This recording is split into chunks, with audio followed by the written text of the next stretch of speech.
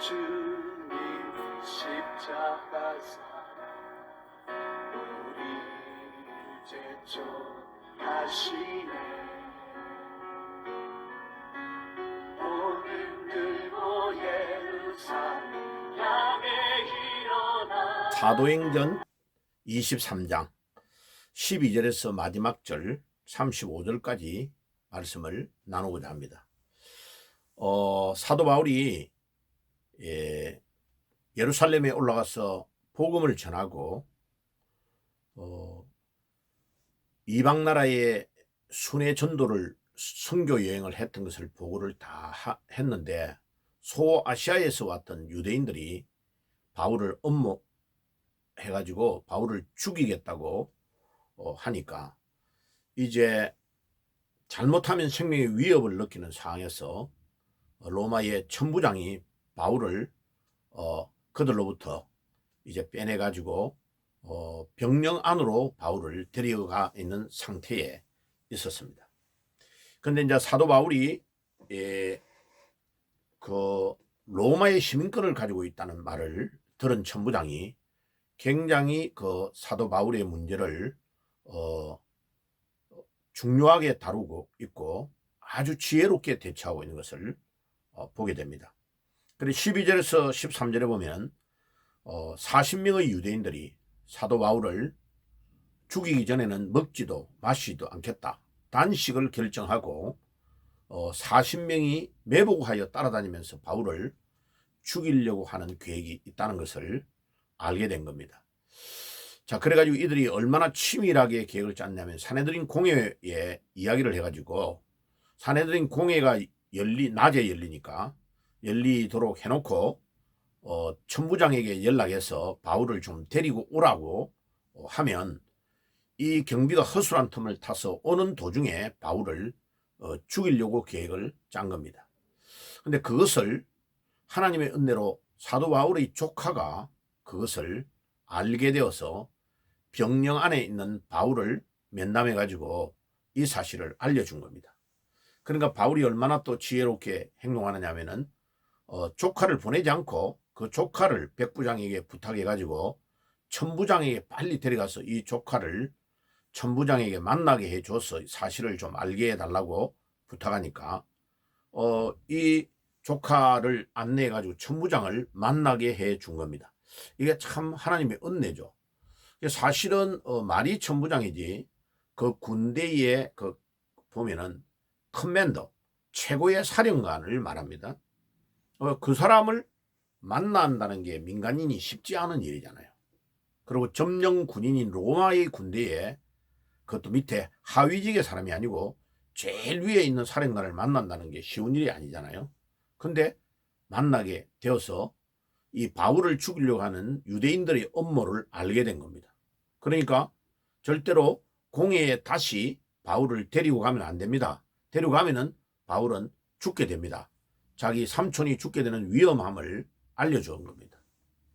그러니까 이 천부장이 얼마나 또 지혜롭게 이 문제를 잘 해결하느냐 하면은 그냥 그 다음날 자고 낮에 군인들을 호송해가지고 총독에게 보내면 될 건데, 총독이 있는 곳은 가이사라니까 예루살렘에서 가이사라까지 거리가 104km 정도 됩니다.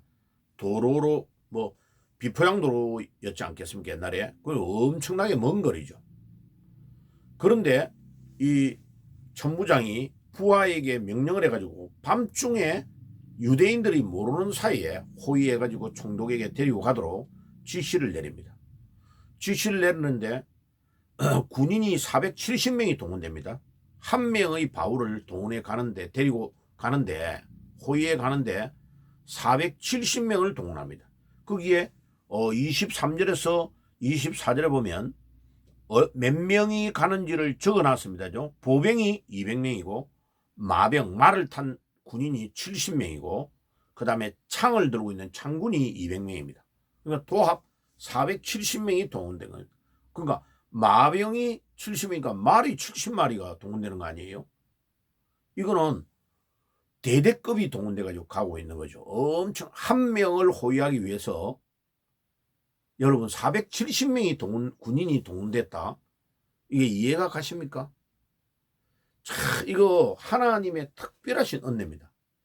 저는 이 사도 바울이 지금 로마에까지 복음을 전하러 가야 되기 때문에 하나님이 로마의 군인을 동원해서 바울의 모든 신변을 보호하게 하는 하나님의 특별한 은혜라고 생각합니다. 그래서 로마의 군인, 로마로부터 특별 장학금을 받아서 국비로 호송을 하는 특수작전이 진행되고 있는 아주 신기한 일이 일어난 겁니다. 2000년 전에. 근데 이게 바울이 로마의 시민권을 가지고 있지 않았으면 이 일이 일어날 수가 없는 거죠. 그냥 유대인으로서 시민권이 없는 사람이라면 예루살렘에 있는 예루살렘 공회에서 결정을 하면 그 결정이 끝이에요. 끝. 그런데 로마의 시민권을 가지고 있으니까 나는 이 유대인들의 그 결정에 결정을 다 받아들일 수 없다고 로마 황제로에게 가서 내 문제를 상소해가지고 이 문제를 결정하겠다고 이의를 제기하니까 로마의 시민권을 가지고 있는 바울을 마음대로 결정할 수 없는 거죠. 그러니까 천부장이 총독에게 또 총독에게서 결정이 안 나니까 다시 호의를 받아서 로마까지 바울이 가게 되는 것입니다. 이것은 하나님께서 죄인이 아닌데 죄수의 몸으로 로마의 보호를 받아서 로마 군인의 보호를 받아서 로마 황제도 만나고 로마 황제의 주위에 있는 시위대 뜰에 갇혀 있을 거란 말이에요. 감옥이 아니고 집 하나에 칩거에 있으면서 다른 사람들을 데리고 있을 수도 있어요. 거의 시위대 뜰 안에 가택 연금이 되어 있는 상태로 있다가 재판을 받게 되는 거죠. 그러니까 하나님께서 바울을 보내어서 바울은 헬라어에도 능통하고 히브리어에도 능통하고 이런 로마어에도 능통한 사람이니까 하나님이 바울을 통해서 로마를 점령하고 있는 이 훌륭한 그 상류층의 사람들에게 복음을 전하기 위해서 바울을 지금 예루살렘에서 로마까지 가게 하시는 하나님의 특별한 영적 작전을 진행하고 계시는 것을 우리가 보게 됩니다. 이 우리 하나님의 놀라우신 은혜인 것을 알 수 있죠. 그래서 사도행전이 지금 이제 23장에서 24장, 28장까지가 사도 바울이 로마까지 호송되어 가는 것을 따라가면서 같이 갔던 누가가 기록한 내용을 기록하고 있고 사도행전은 아직도 마감되지 않았습니다. 결론이 나지 않고 지금도 사도행전은 바울의 복음을 받았던 자들이 이 일을 진행하고 복음을 전 세계 전개해 나가는 것으로 계속 사도행전은 기록되고 있는 것입니다. 자, 그래가지고 이제 밤중에 470명을 동원해가지고 바울 한 명을 호송해가는 이런 웃지 못할 일이 진행되는 겁니다. 그래가지고 무려 예루살렘에서 북서쪽으로 가는 길에 64km나 떨어져 있는 곳에 가서 하루 저녁을 자게 됩니다. 군인이 낮에 충분히 아침 일찍 그냥 출발해가지고 이렇게 시험시험 해가지고 가이사라에 있는 총독에까지 가면 될 건데 그렇게 안 하고 너무 먼 거리고 유대인들의 음모를 알게 된 천부장이 바울을 보호하기 위해서 밤중에 비상작전을 단행해가지고 지금 470명이 호위하는 가운데 바울 한 명을 데리고 지금 가이사라로 가는 겁니다. 근데 그 가다가 그 가이사라에서 이렇게 가는 거기에 그냥 가는 것이 아니고 이 천부장이 또 소상하게 그동안 있었던 것을 총독에게 편지를 써가지고 부하의 인편으로 그 편지를 보냅니다. 그 편지의 내용이 4가지가 굉장히 중요한 이야기가 기록되어 있습니다. 그 편지의 내용은 25절에서 30절에 기록되어 있는데요.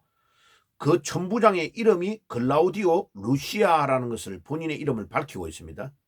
그리고 총독의 이름은 벨릭스고 그 벨릭스에게 이 루시아 천부장이 편지를 보내고 있습니다. 그래가지고 바울이 유대인들에게 잡혀 죽게 된 것을 그가 로마인인 것을 알고 군대를 동원해서 제가 이 사람을 구출해가지고 보호를 해가지고 보내고 있는 겁니다 라고 기록한 겁니다. 그리고 유대인들이 무슨 일로 그를 송사하는지를 알기 위해서 절차상 유대인들의 대표기관인 사내들인 공회를 소집해가지고 사내들인 공회에서 변론하는 것을 다 들어본 결과 이 사람은 특별한 범법 사실이 없고 유대인들이 말하는 율법에 대한 문제 때문에 지금 유대인들이 막 이 사람을 죽이려고 합니다. 그런데 거기에 끝나지 않고 유대인들 40명이 모함을 해가지고 이 바울을 죽이기 전에는 먹지도 마시도 않겠다고 하는 자들이 일어나서 잘못하면 이 바울의 생명에 위협을 느끼니까 제가 밤중에 군인들을 동원해가지고 지금 총독 각하에게 이 바울이라는 사람을 보냅니다. 그리고 예루살렘에 연락해가지고 송사하는 유대인들 대표가 총독에게 가서 바울에 대해서 총독님에게 말하라고 쌍방간에 다 오라고 연락을 해놓은 상태에서 바울을 오늘 밤중에 이렇게 호송해 가도록 지시했습니다. 라는 편지의 내용을 써서 인편으로 그 군인 부하에게 전달하게 한 것입니다. 참 그 천부장이 얼마나 지혜로운 사람인가를 잘 알 수가 있죠. 그리고 이제 예루살렘에서 밤중에 이제 그 470명의 부대가 움직이면서 이 바울을 호송해 가는데 무려 북서쪽에 64km 정도 떨어진 곳에서 하루 저녁을 자게 됩니다. 그 곳의 이름이 안디바드리라는 곳입니다. 이 안디바드리는 헤롯 대왕의 아버지가 안티바예요. 안티바. 그러니까 그 아버지의 이름을 기념해 가지고 BC 9세기에 이곳을 헤롯 대왕이 세운 겁니다. 도시를. 그래서 군인들의 그 병령을 하는 곳이기도 하고 그 중간 지점에 굉장히 꽤 큰 도시였습니다. 그래서 거기에서 이제 하루 저녁을 자고 그 다음 날이 새니까 이제 바울을 호송해 가지고 거기에서부터 40km를 더 북서쪽으로 해안가로 가야 가이사라에 도착이 되는 겁니다. 이 가이사라에 총독이 있기 때문에 무려 예루살렘에서 104km를 이제 군인들이 호송해 가지고 바울 한 명을 위해서 470명이 동원이 되고 대대급이 동원이 된 겁니다. 엄청나죠, 그죠? 이 하나님의 은혜입니다. 바울을 보호해서 하나님 끝까지 로마에까지 가서 복음을 전하도록 하기 위하여 로마 군인을 동원하여 로마 국비 장학생으로 바울을 호위해가지고 가이사라에 있는 총독에게 데려가서 재판을 받게 하고 나중에 상소해가지고 로마에 있는 황제까지 갑니다. 그래서 내가 육로로 배를 타고 그래가지고 풍랑을 만나고 결국은 로마에까지 가서 황제까지를 만나고 복음을 전하기 위해서 바울을 보내는 하나님의 특별하신 비상작전이 단행되고 있는 것입니다. 자, 그래가지고 그 편지를 받은 총독이 편지를 바울 앞에서 읽어보고 너가 어디 출신이냐 물으니까 길리기아 다소 출신이라고 이야기하는 겁니다. 그리고 로마 시민권도 가지고 있고 유대인이면서 로마 시민권을 가지고 있다고 하니까 그러면 예루살렘에서 사람들이 너를 송수한 사람들 오면 내가 너에게 말할 기회를 주고 어떻게 된 건가를 알아보고 재판을 진행하겠다 하고 헤롯 재판정이 거기에 있는데 헤롯 재판정 거기에 자기가 이 바울을 보호하도록 총독이 지시를 해가지고 지키고 이제 예루살렘에서 사람들이 반대 소송하는 사람들이 오기를 기다리는 것에서 이제 사도행전 23장이 끝납니다. 그러면 이제 23장은 총독이 재판을 24장에서는 주관하는 건 내일 또 나오겠죠. 자, 우리가 여기에서 꼭 배워야 될 거, 알아야 될 것은 뭐냐면 하나님은 바울이 복음을 전하도록 하기 위하여 유대인들 40명이 막 단식하며 매복하며 따라다니면서 죽이려고 해도 하나님은 주의 종 바울을 끝까지 보호하고 지키시고 그 다음에 로마의 군인 470명을 동원해서라도 하나님은 이 복음을 막히지 않게 바울을 통해서 계속 전파되도록 역사하시고 길을 인도하고 계시는 하나님의 놀라우신 은혜를 우리가 보게 되고 그 능력을 보게 됩니다.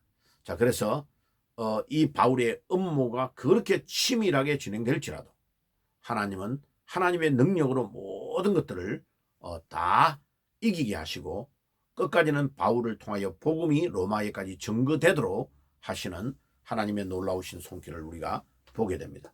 그래서 우리의 남은 삶이 정말 바울처럼 복음을 위해서 온전히 우리 삶이 드려지는 삶이 되어야 되겠습니다. 아멘. 기도하겠습니다. 하나님 우리 아버지 감사합니다. 오늘도 복음으로 생명을 걸고 있는 이 바울을 하나님께서 유대인들이 40명이 매복하며 따라다니며 죽이려고 할지라도 그를 보호하시고 로마의 군인 470명을 동원해서도 하나님 100km 이상을 밤중에 호위하게 하셔서 그를 보호하게 하시고 끝까지 총독을 만나게 하시고 나중에는 로마까지 복음을 전하도록 보내시는 우리 하나님의 능력을 우리가 보게 됩니다. 하나님 우리도 우리의 남은 삶을 복음 위에서 온전히 드릴 수 있도록 축복해 주시옵소서. 예수님의 이름으로 기도드리옵나이다. 아멘. 지금은 우리 주 예수 그리스도의 은혜와 하나님 우리 아버지의 사랑하심과 성령님의 교통하심이 오늘도 바울같이 복음을 위해서 목숨 걸고 나아가기를 소원하는 모든 주의 백성들 머리 위에 지금부터 영원까지 항상 함께 계실지어다. 아멘. 영원한 주님 십자가 사랑 우리 제촉하시네 복음 들고 예루살렘 향해 일어나 너 거침없이 나아가라 영원한 주님의 십자가 사랑 우리 제촉하시네 복음 들고 예루살렘 향해 일어나 너 거침없이 나아가라 오직 보라